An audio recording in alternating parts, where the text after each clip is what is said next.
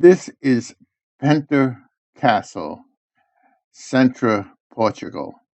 Now, it's Penta Castle or Penta Palace. It actually began as a palace and then redesigned as a more castle-looking building.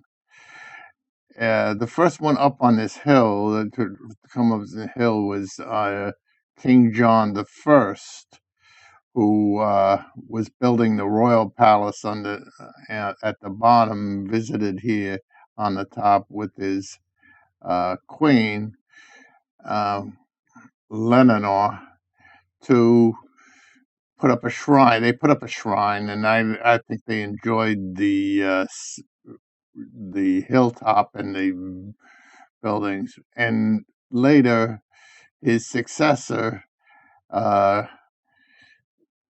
King Manuel, built a monastery. And then excessive kings and queens built a palace, which evolved through the centuries, especially in the 18th and 19th century, into a castle, at least a castle-looking site. Well, I don't think it was ever a site, but this is has beautiful gardens, as you see, and there's palm trees, which I didn't know grew in Portugal. I know some of those plants myself. And there's some beautiful garden plants. They have nice gardens where they can put gardens. And like I said, there's an Islamic looking site. And I think mostly it's probably Romanesque, but it's a heavy architecture of Islamic with here and there you see some Gothic influence also. And this is like a mini courtyard. This is a mini courtyard where it's kind of small, but it's probably had some demonstrations there. And that's the Islamic looking. See how Islamic looking that archway is. And it's just built into the mountain. You can see the rocks and stuff they built. They run around it. And there's another. There's more of a Gothic arch. And there's my wife there going in. Who's in the blue. That's why you see her a lot. It's Adele Boyle. And see, there's castles and there's different colors. Most of the time you see castles. I've seen castles all over. It's mostly like the gray brick. That's all it is. But this was colorful and nice. There's some beautiful colors, which I think like I said, they lived down below. I think at first this was a religious site, and then I also probably came here for pleasure, and later on for state visits for bringing foreign dignitaries up, and probably to impress them. One of the reasons they built it, especially in the 18th and 19th century, to impress foreign visitors. This is a World Heritage Site also, and I think it's been restored since the 19th century. I'm not sure on the full view of that. You see how the castle look on it. And I think that was popular back then to make it look that way, but I don't think it was ever a fortified position. I mean, I may be wrong. I'm not that up on Portuguese history. Oh, and this is the stairs going up, and you see a nice little walkway that's over the archway there that you saw before.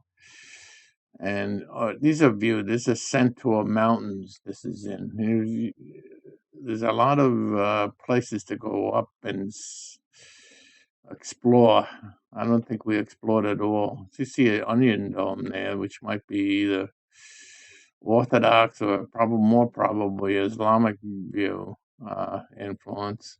And there's, like I say, red, yellow, more red and white, actually white and gray. The mountains. Oh, there's other, uh, what do you call it? Religious sites around here too.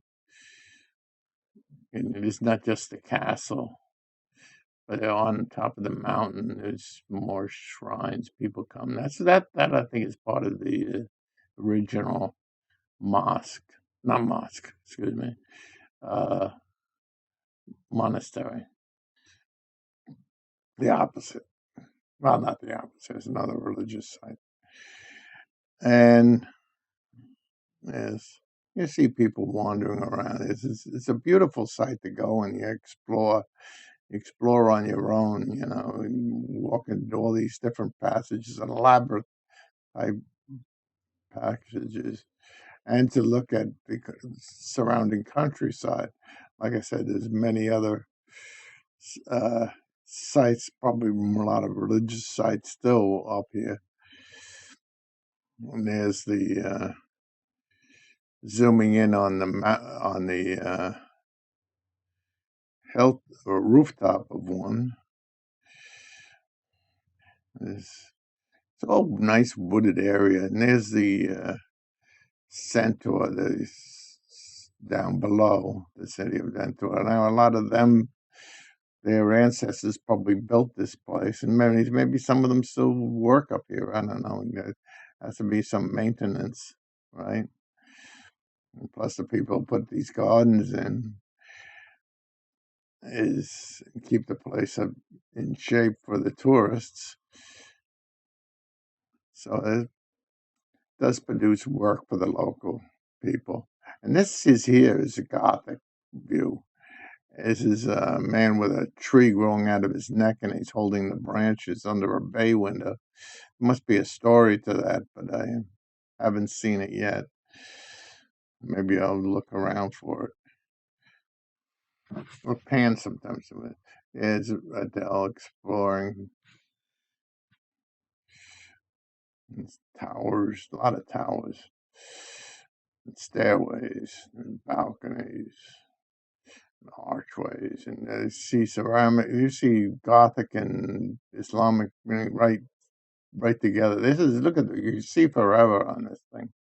Beautiful view of all the different neighborhoods and of the Portuguese people that probably many of their ancestors probably served the royal family or were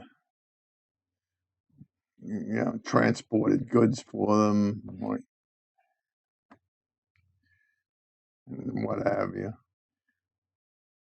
and maybe farm for the I don't know how the farming is up here, but it's very mountainous and rocky, so I don't know. Maybe the herds. I don't know if they're, but anyway, this is another courtyard, and this is you see the Islamic influence on that spire there,